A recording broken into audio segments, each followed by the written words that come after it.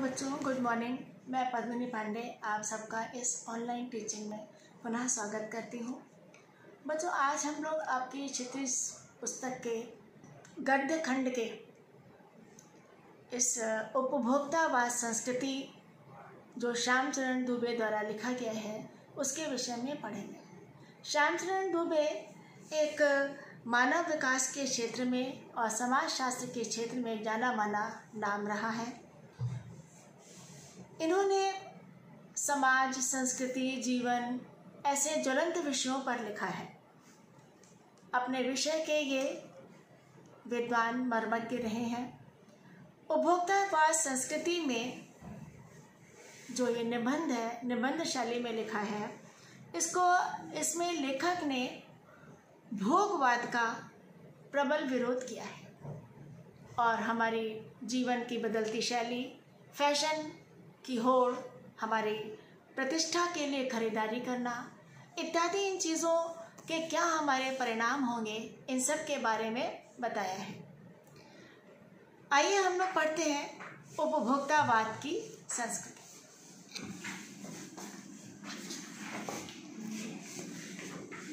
धीरे धीरे सब कुछ बदल रहा है। एक नई जीवन शैली अपना वर्चस्व स्थापित कर रहा है। उसके साथ आ रहा है एक नया जीवन दर्शन, उपभोक्तावाद का दर्शन। उत्पादन बढ़ाने पर जोर है चारों ओर। यह उत्पादन आपके लिए है, आपके भोग के लिए है, आपके सुख के लिए है। सुख की व्याख्या बदल गई है। उपभोग भोग ही सुख है। यह सूक्ष्म बदलाव आया है नई स्थिति में। उत्पाद तो आपके लिए है, पर आप ये भूल जाते हैं कि जाने अनजाने आज के माहौल में आपका चरित्र भी बदल रहा है और आप उत्पाद को समर्पित होते जा रहे हैं। लेखक ने क्या बताया इसमें? वर्चस्व मतलब प्रधानता, कि आज धीरे धीरे हमारे जीवन जीने के ढंग में बदलाव आ रहा है। जीवन का एक नया ढंग हम पर हावी हो रहा है। उसी के साथ उपभोक्तावाद का नया सिद्धांत भी हमारे जीवन में प्रवेश कर रहा है। उपभोक्तावाद का अर्थ है भोग ही सब कुछ। इसलिए आज चारों ओर उत्पादन बढ़ाने पर जोर दिया जा रहा है। साथ ही ये कहा जा रहा है कि उत्पादन हम सबके लिए हो रहा है,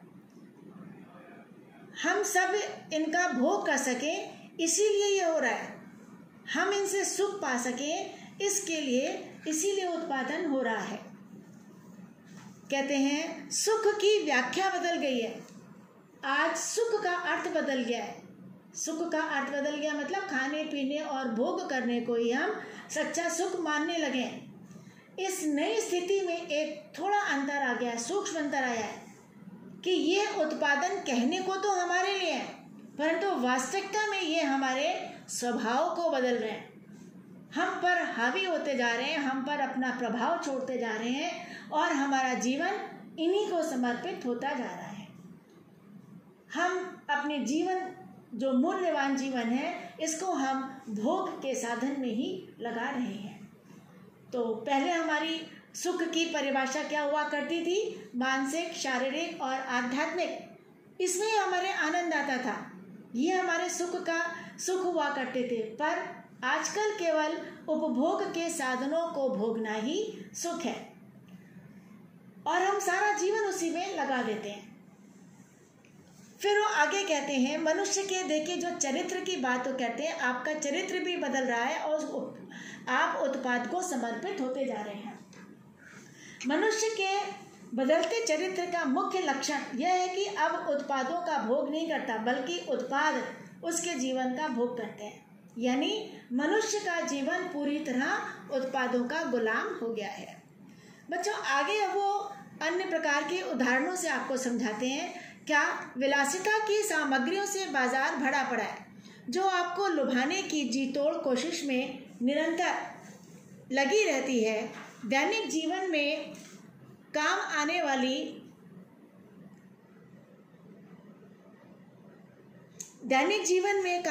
वाली वस्तुओं को ही लीजिए। टूथपेस्ट चाहिए, यह दांतों को मोती जैसा चमकीला बनाता है, यह मुंह की दुर्गंध हटाता है, मसूड़ों को मजबूत करता है और यह पूर्ण सुरक्षा देता है। यह सब करके जो 3-4 पेस्ट अलग अलग करते हैं, किसी पेस्ट का मैजिक फॉर्मूला कोई बबूल या नीम के गुणों से भरपूर, कोई ऋषि मुनियों द्वारा स्वीकृत तथा मान्य वनस्पति खनिज तत्वों के मिश्रण से बना है, जो चाहे चुन लीजिए। अभी इन्होंने पेस्ट के बारे में बताया कि उसकी कितने गुणों के उसके गिना दिए। वो कहते हैं कि मोती ऐसा चमकीला बना देगा, मुंह से दुर्गंध हटा देगा, मसूड़ों को मजबूत करेगा, ये पूरी सुरक्षा आपके दांतों को देगा, और ऋषि मुनियों के समय से उसको इतना आकर्षक, इतने उसे गुणों से भरपूर बना देते हैं कि उसे खरीदने पर लोग विवश हो जाते हैं। फिर यदि पेस्ट अच्छा है तो ब्रश भी अच्छा चाहिए। अब इसके साथ देखिए, आकार, रंग, बनावट, पहुँच, सफाई की क्षमता में अलग अलग, एक से बढ़कर एक। मुंह की दुर्गंध से बचने के लिए माउथ वॉश भी चाहिए। सूची और लंबी हो सकती है, पर इतनी चीज़ों का ही बिल काफ़ी बड़ा हो जाएगा, क्योंकि आप शायद बहुविज्ञापित और कीमती ब्रांड खरीदना ही पसंद करें। पेस्ट उन्होंने बताया, टूथपेस्ट, पेस्ट अच्छा है तो ब्रश चाहिए, ब्रश अच्छा है तो फिर माउथ वॉश चाहिए।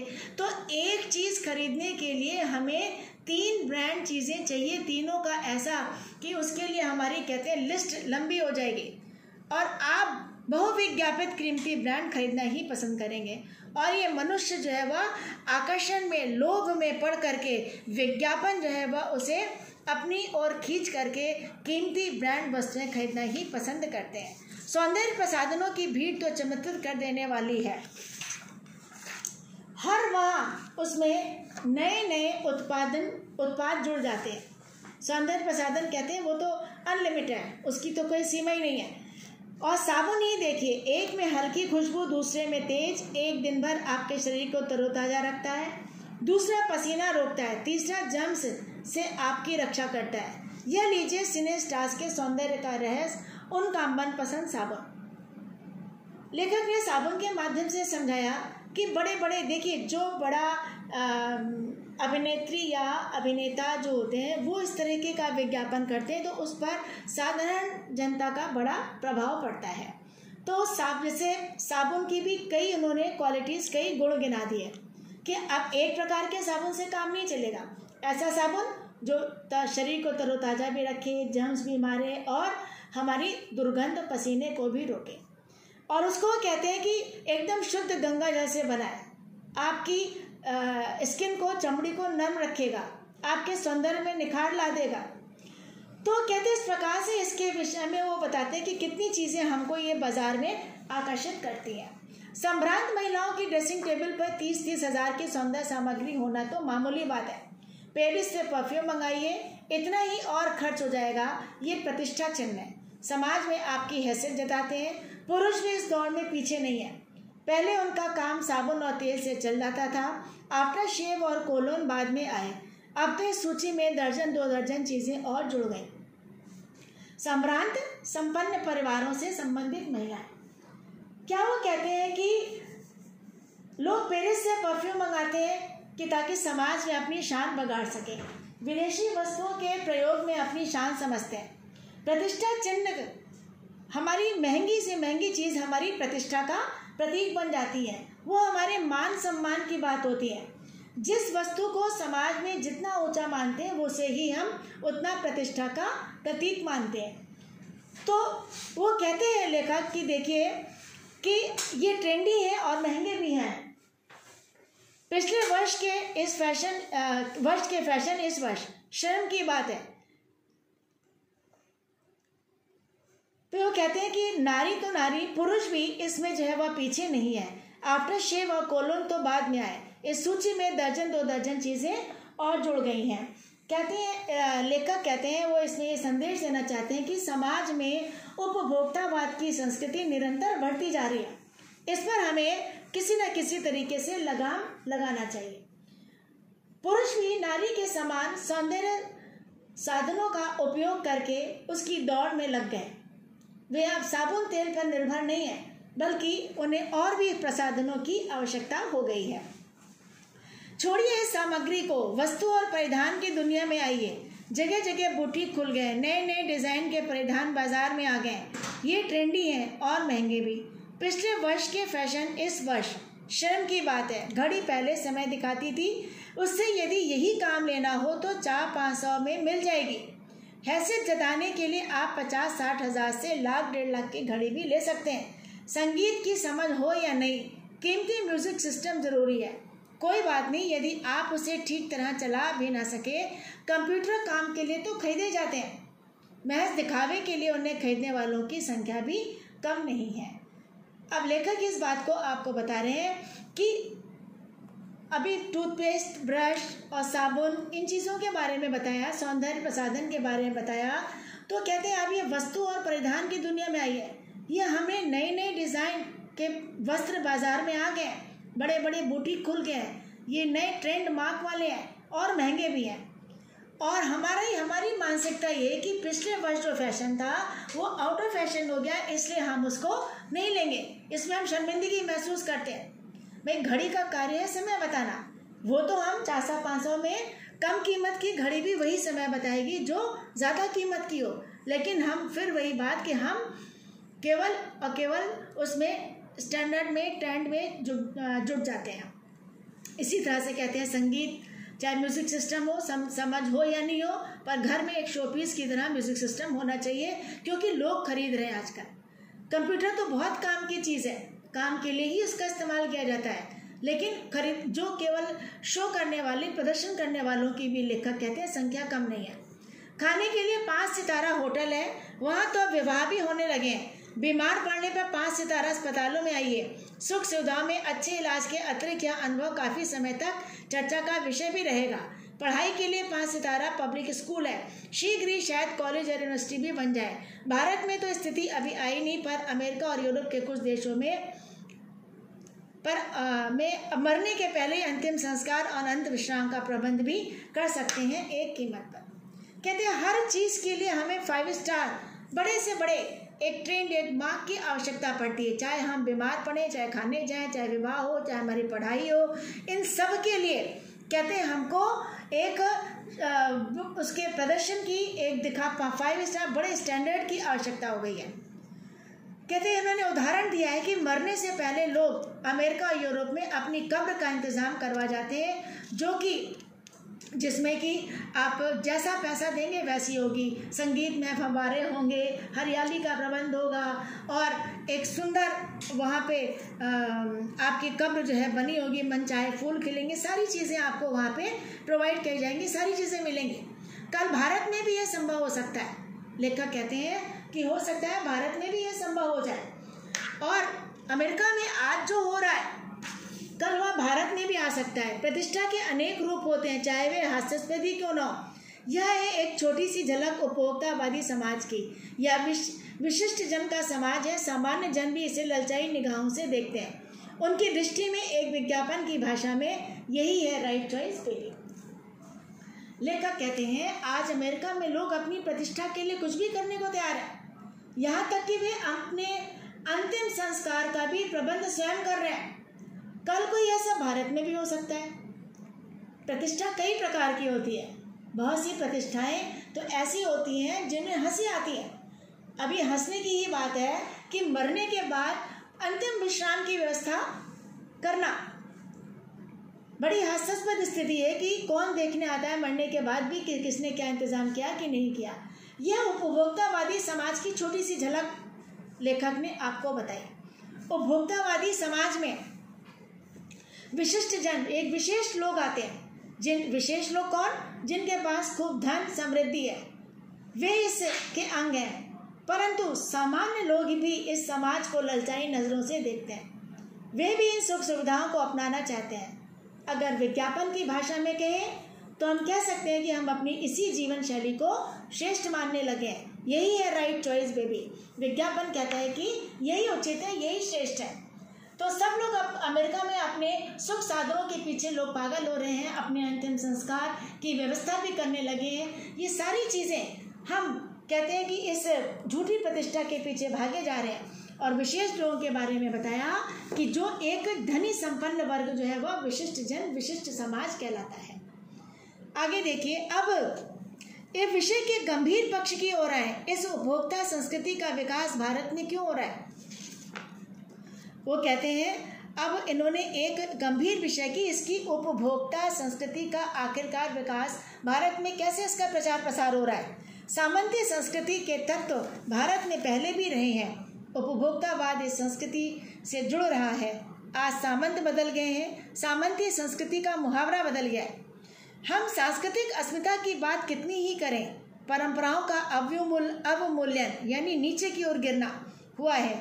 आस्थाओं का क्षरण हुआ है, क्षरण कम होना। कड़वा सच तो यह है कि हम बौद्धिक दास्तां स्वीकार कर रहे हैं, पश्चिम के सांस्कृतिक उपनिवेश बन रहे हैं। हमारी नई संस्कृति अनुकरण की संस्कृति है। हम आधुनिकता के झूठे प्रतिमान अपनाते जा रहे हैं। झूठे अपमान मतलब प्रतिमान मतलब आदर्श कसौटी।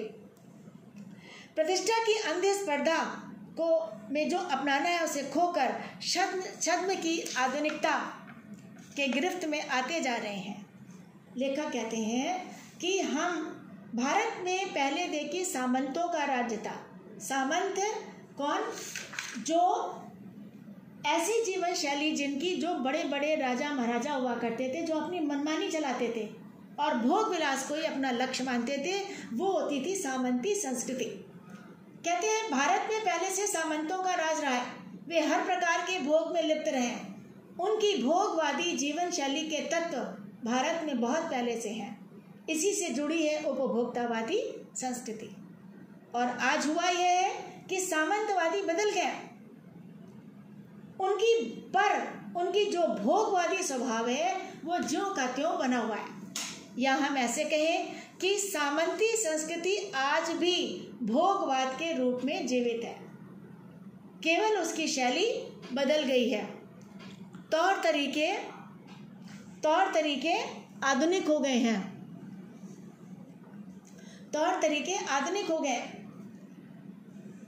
वो कहते हैं हमारी नई संस्कृति, कहते हैं आज हम अपनी सांस्कृतिक पहचान की बातें करते हैं, परंतु ये बातें कोरी हैं। क्यों? कहते सच यह है कि हमारी परंपराओं का सम्मान कम हुआ है और हमारी आस्थाएं और विश्वास धीरे धीरे जो है ये कम हो रहे हैं। और ये कड़वी सच्चाई भी है बच्चों। क्यों? क्योंकि हमारी नई संस्कृति अनुकरण की संस्कृति है।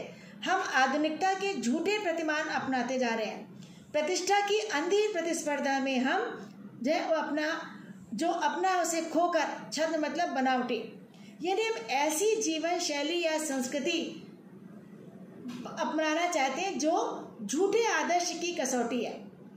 हम झूठे उसके संस्कृति का अनुकरण कर रहे हैं। हम छद्म मतलब बनावटी आधुनिकता की गिरफ्त में जब उसकी जकड़ में जकड़ते जा रहे हैं।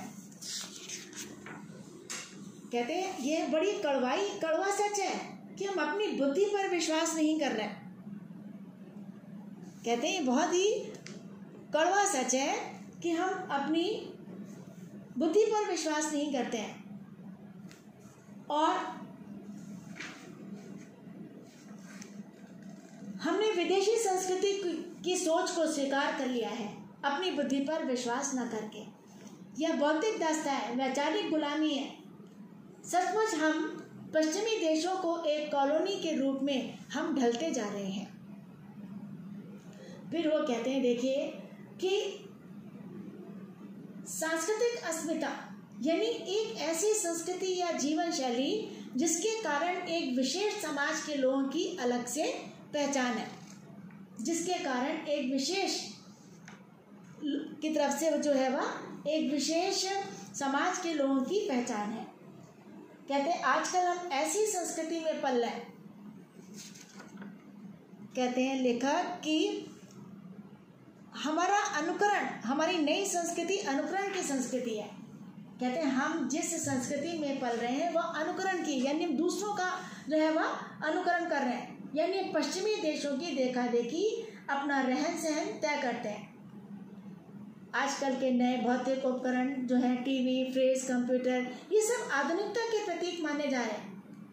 हालांकि ये साधन आधुनिकता के सच्चे चिन्ह नहीं है, ये हमें झूठ मूठ का आधुनिक सिद्ध करते हैं। आधुनिकता तो हमारे विचारों में होनी चाहिए, ना कि हमारी वस्तुओं में होनी चाहिए। कहते हैं हम अपनी प्रतिष्ठा को पाने की अंधी दौड़ में लगे हुए हैं। इस होड़ में हम अपनी पहचान, अपनी विशेषताएं भूलकर हम नकली आधुनिकता के भ्रमजाल में फंस गए हैं। हमारी संस्कृति की नियंत्रक शक्तियां धीरे धीरे कमजोर होती जा रही हैं। हम दिग्भ्रमित हो गए। संस्कृति की नियंत्रक शक्तियां की हमारी कमजोर होती जा रही हैं। हम भ्रमजाल में फंस गए, यानी हम भ्रमित हो गए। हम ये समझ ही नहीं पा रहे हैं कि हमें क्या अपनाना है, क्या छोड़ना है। हमारा समाज किसी अन्य संस्कृति की देखा देखी चल रहा है। हमने अन्य संस्कृति को बड़ी सहजता से अपना लिया। लेखक कहते हैं हम अपनी संस्कृति की बजाय अन्य संस्कृति से मार्गदर्शन ले रहे हैं। ये बड़ा गंभीर विषय है और चिंता का विषय है। विज्ञापन और प्रचार प्रसार के साधन इतने सूक्ष्म हैं कि वे चुपचाप हमारी सोच को बदल रहे हैं। विज्ञापन और प्रसार के सूक्ष्म तंत्र हमारी मानसिकता को बदल रहे हैं। कहते हैं ये इनमें सम्मोहन की शक्ति है, वशीकरण की भी। ये किसी को भी सम्मोहित करने और नियंत्रित करने की अद्भुत शक्ति होती है इनमें। हम भारत के लोग आजकल अपनी संस्कृति को भूल गए हैं, पश्चिमी संस्कृति का अंधाधुंध अनुकरण कर रहे हैं। और आधुनिक होने का सच्चा मापदंड तो आधुनिक सोच विचार है। आधुनिक मानी जाने वाली चीजें को अपनाना, अपने मन से वही पुराने बने रहना, ये गलत है।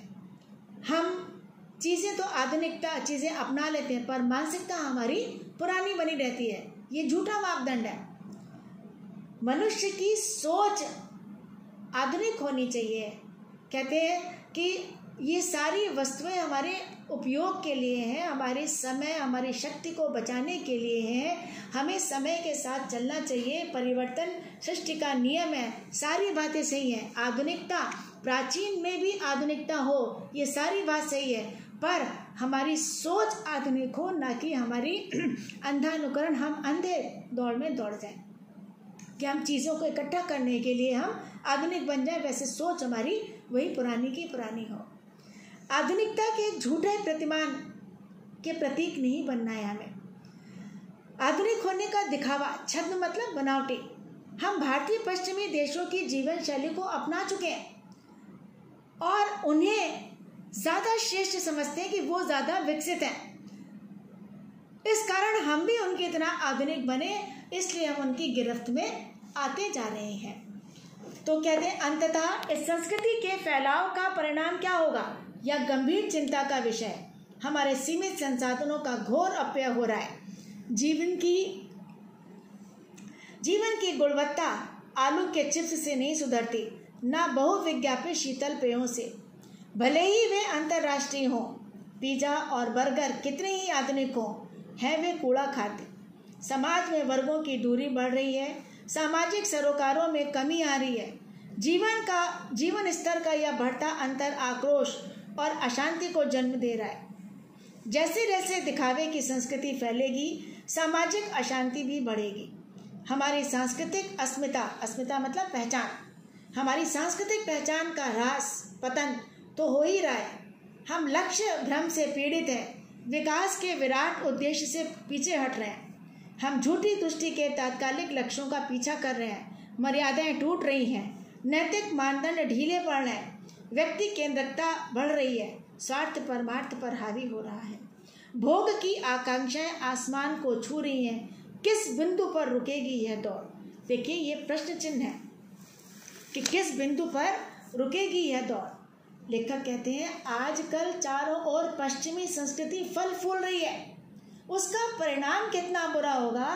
क्यों? क्योंकि हम अपनी मूलभूत संस्कृति को भूलते जा रहे हैं। उसके बारे में सोचकर एक गहरी चिंता होती है। इस जीवन शैली के कारण हमारे सीमित साधनों का ठीक से उपयोग नहीं हो रहा है, वे व्यर्थ में नष्ट हो जा रहे हैं।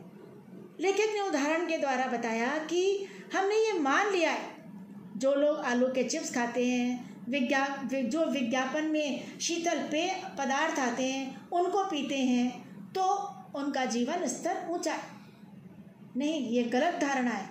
चाहे पिज़्ज़ा, बर्गर आदि खाद्य कितने ही उच्च स्तर के हों, उनकी ख्याति विश्व के सभी देशों में हो, पर है तो वो कूड़े ऐसे अखाद्य भाई उससे हमारे शरीर को ना पुष्टि मिल रही है, ना उससे हमारा कोई स्वास्थ्य बढ़ रहा है, ना ही उससे हमारी कोई हमें विटामिन या कुछ उसमें शक्ति मिल रही है। कहते हैं ये खाने योग्य सामग्री नहीं है, ये खाली एक प्रतिष्ठा का प्रतीक बन रहा है। आज समाज के लिए सबसे बड़ी चिंता यह है कि समाज के लिए सभी वर्गों में आपसी दूरियां बढ़ रही हैं, व्यक्ति व्यक्ति के सामाजिक संबंधों में घनिष्ठता कम हो रही है, उनसे आपसी जुड़ाव कम हो रहा है। देखिए ये प्रतिष्ठा ऐसी चीज़ है कि वो आपसी भेद ला देती है। ये हमारी जो आधुनिक वस्तुएं हैं क्या हमारे अंदर हीनता की भावना ले आती है। हमारे अंदर आज उच्च वर्ग और निम्न वर्ग में एक रहन सहन में इतना अंतर होता है कि वो संबंधों में, रिश्तों में, प्रेम में भी अंतर आ जाता है। और इसका परिणाम कि हमारे जिन लोगों के पास ये वस्तु नहीं है तो उनके मन में क्रोध और अशांति बढ़ती है। निम्न वर्ग के लोग उच्च वर्ग को शोषक मानकर उनके विरुद्ध संघर्ष करने को तैयार हो जाते हैं। कहते हैं ये बहुत ही बड़ी चिंता की बात है। उपभोक्तावादी संस्कृति का फैलाव हमारे लिए गंभीर चिंता का विषय है। आपसी इसके दो कारण देखिए कि आक्रोश, अशांति पैदा होना, आपसी संबंधों में दूरियां आना, ये आपस में हमारा उच्च और निम्न वर्ग बढ़ता जा रहा है आर्थिक स्तर के कारण। कहते हैं जैसे जैसे ये संस्कृति फैलेगी, लेखक कहते हैं ये संस्कृति खूब फल फूल रही है और ये प्रवृत्ति अगर और अधिक बढ़ेगी तो वैसे वैसे समाज में अशांति फैलेगी। आज इतनी हानि तो हो ही रही है, हमारी सांस्कृतिक पहचान खोने लगी है, हमने अपनी मूलभूत संस्कृति को खोते जा रहे हैं। हम भारतीयता से मुंह मोड़ रहे हैं, बाजारू संस्कृति को अपना रहे हैं। हमारे मन में लक्ष्य के प्रति भ्रम भी पैदा हो रहा है, हमें यह तक पता नहीं कि हमें क्या करना चाहिए। हमारे मन में बहुमुखी विकास का जो विराट लक्ष्य था कि हम इतने विकसित हों, चतुर्मुखी विकास का, वो सब दूर होता जा रहा है। हम निरंतर झूठी संतुष्टि चाहने लगे हैं। लेखक कहते हैं हम भोग के साधनों को सुख मानकर उन्हीं को इकट्ठा करने में लग गए, यही सुख है। इस कारण हम सारी मर्यादाएं हमारी टूट गई। हमारे जो नैतिक आदर्श थे, हमारी नैतिकता के जो मापदंड थे, उनके मापने की जो कसौटी थी वो सारी समाप्त होने लगी। हमारे नैतिक आदर्श कमज़ोर होने लगे, हमारी नैतिकता नष्ट होने लगी। तो भोगवाद की संस्कृति के कारण समाज में अपने स्वार्थ तक सीमित रहने का जो दुर्गुण बढ़ रहा है, यानी हम कितने स्वार्थी हो जा रहे हैं, ये भी एक खराब गुण है, दुर्गुण है। अपने अपने जीवन तक हम केंद्रित हो गए, यानी हम एक सेल्फ सेंटर्ड बन करके रह गए। हम परमार्थ यानी समाज सेवा की भावना हमारे अंदर रही नहीं, हमारे पर स्वार्थी हम बन गए। स्वार्थ का भाव ज़्यादा प्रभावशाली हो गया, भोग करने की कामना बहुत अधिक बढ़ गई है। न जाने ये अंधी कामना कहाँ जाकर रुकेगी, ये हमारी यह दौड़ कभी समाप्त होगी भी या नहीं। आगे गांधी जी के बारे में बताते हैं। गांधी जी ने कहा था कि हम स्वस्थ सांस्कृतिक प्रभावों के लिए अपने दरवाजे खिड़की खुले रखें पर अपनी बुनियाद पर कायम रहें। उपभोक्ता संस्कृति हमारी सामाजिक नींव को ही हिला रही है। यह एक बहुत बड़ा खतरा है, भविष्य के लिए एक बड़ी चुनौती है। लेखक कहते हैं आगे, गांधी जी की अन्य संस्कृतियों से प्रभाव ग्रहण करने के बारे में कहा था। गांधी जी ने क्या कहा कि अन्य संस्कृतियों से हम कुछ सीखें, हम उनकी अच्छी चीज़ों को ग्रहण करें।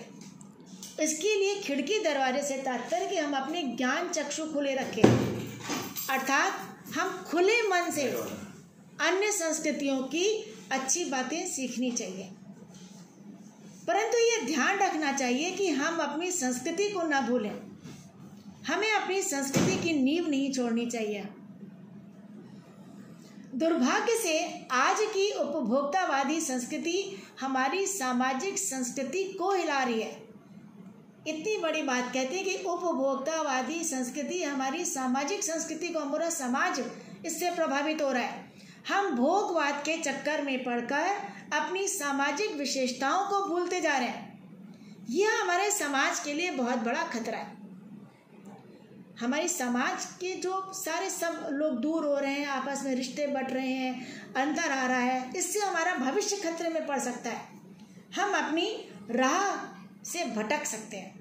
देखिए, गांधी जी ने अन्य संस्कृतियों से स्वस्थ और शुभ प्रभाव ग्रहण करने की प्रेरणा दी थी। खिड़की दरवाजे खुले रखने का तात्पर्य खुले मन से किसी प्रभाव को ग्रहण करना, नहीं तो हमारी सामाजिक नींव को उपभोक्तावादी संस्कृति से बहुत बड़ा खतरा है। उपभोक्तावादी संस्कृति ने भारत के समाज को व्यक्तिवादी बना दिया, एक स्वार्थी बना दिया। हम अपने सामाजिक सरोकारों को भूल गए, नैतिक मर्यादाएं समाप्त हो गई। तो कहते ये हमारे समाज के लिए बहुत बड़ा एक खतरा है। तो इस प्रकार आपने देखा बच्चों कि हम ये उपभोक्तावादी संस्कृति हमें किस प्रकार से हमारे लिए कितनी नुकसानदायक होती जा रही है, इसके बारे में उन सांस्कृतिक अस्मिता, सांस्कृतिक उपनिवेश, बौद्धिक दास्ता, छद्म आधुनिकता, ये सारी चीज़ें इसमें जो है हमें सब इनसे हम जो है वंचित होते जा रहे हैं। तो इस प्रकार आशा है कि आपको समझ में आ गया होगा। हम इस उपभोक्तावादी संस्कृति इस निबंध में मुख्य बात ये मैं शॉर्ट में एक बार रिवाइज कर देती हूँ कि बाजार की गिरफ्त में हम आ रहे हैं। समाज की वास्तविकता को प्रस्तुत किया है इसमें लेखक का ये मानना है कि हम विज्ञापन की चमक दमक के कारण वस्तुओं के पीछे भाग रहे हैं। हमारी नज़र उसकी गुणवत्ता पर नहीं है, बल्कि हम दूसरी प्रदर्शनपूर्ण जीवन शैली को अपना रहे हैं। सामान्य जन भी इसे ललचाई निगाहों से देखते हैं। हम सभ्यता के विकास के कहते हैं, सभ्यता के विकास के हिसाब से ये बड़ी चिंता का विषय है जिसे उपभोक्तावाद ने फैलाया है। लेखक कहते हैं कि जैसे जैसे दिखावे की संस्कृति फैलेगी वैसे वैसे सामाजिक अशांति और विषमता भी बढ़ेगी। तो बच्चों अब इसमें अभी आपको समझ में आ गया। अब ये इसमें कुछ प्रश्न हैं, इसी पर आधारित आप अभी अपनी कॉपी पेन निकालिए और इसका आंसर जो है आप लिखिए। मैं आपको शॉर्ट में इसका आंसर बताती चल रही हूँ, आप उसको समझ लीजिए। वैसे उस अपने लेसन के अकॉर्डिंग आपको लिखना है। ये लीजिए, ये आपका प्रश्न है। ये उपभोक्तावादी संस्कृति से हमारी क्या हानि हो रही है। उपभोक्तावादी संस्कृति तो हमारे दैनिक जीवन को प्रभावित कर रही है। हमारा खाना पीना, उठना बैठना सारी चीज़ें विज्ञापन पर आधारित हो गई हैं और उपभोक्तावादीकरण के कारण हम उपभोगों के दास बनते जा रहे हैं। हम केवल दिखावे के लिए इन चीज़ों को कर रहे हैं। आगे अब देखिए दूसरा कि उपभोक्तावाद संस्कृति के विषय में गांधी जी के क्या विचार थे। अभी आपने पढ़ा गांधी जी तो सादा जीवन उच्च विचार के कायल थे और वे चाहते थे समाज में आपस में प्रेम संबंध बढ़े, लोग संयम हो, नैतिकता का आचरण करें। पर उपभोक्तावादी संस्कृति इसके विपरीत है, यह भोग को बढ़ावा देती है और नैतिकता और मर्यादा को तिलांजलि देती है। गांधी जी क्या चाहते थे कि हम भारतीय बुनियाद पर कायम रहें, यानी अपनी संस्कृति को हम ना त्यागें और दूसरे की संस्कृति, दूसरे की उसको सुनने के लिए हम दूसरे के अन्य गुणों को खुले मन से ग्रहण करें। उपभोक्तावाद की संस्कृति में विज्ञापन की क्या भूमिका है, ये आपने अभी अच्छी तरह से समझा कि विज्ञापन तो हमारे पूरे जीवन को जो है वह परिवर्तित करने में सक्षम है। विज्ञापन कैसे प्रभावित कर रहे हैं? विज्ञापन तो एक सेना का काम कर रहे हैं जो उपभोक्तावाद को भड़का रहे हैं, नकली मांग खड़ी करते हैं, लोगों के अंदर लालच आता है और ना चाहते हुए भी लोग खरीदते हैं। विज्ञापनी वस्तुओं को नए ढंग से प्रस्तुत करता है। तो इसके इन्होंने देखिए पेस्ट है, साबुन है, बहुत सारी चीज़ों के इन्होंने उदाहरण दिए हैं। सामंतवादी संस्कृति से क्या अभिप्राय है? आज उसका मुहावरा बदल गया है। इस कथन का अर्थ पाठ के आधार पर लिखिए। सामंतवादी संस्कृति क्या बताया मैंने कि बड़े बड़े सामंतों को, जो भोग विलासी संस्कृति को सामंती संस्कृति कहते हैं। आज के युग में उसका मुहावरा यानी नाम बदल गया है। आज उसका नाम क्या हो गया है? उपभोक्तावादी संस्कृति। उपभोग के साधनों के लिए जीना सामंतवादी संस्कृति का ही नया रूप है। तो ये आपके आंसर भी हमने आपको बता दिए। अब आप जो है इसको लिखिएगा और फिर जब हम लोग कॉलेज में मिलेंगे तब आपके सारी चीज़ें चेक की जाएंगी। Thank you.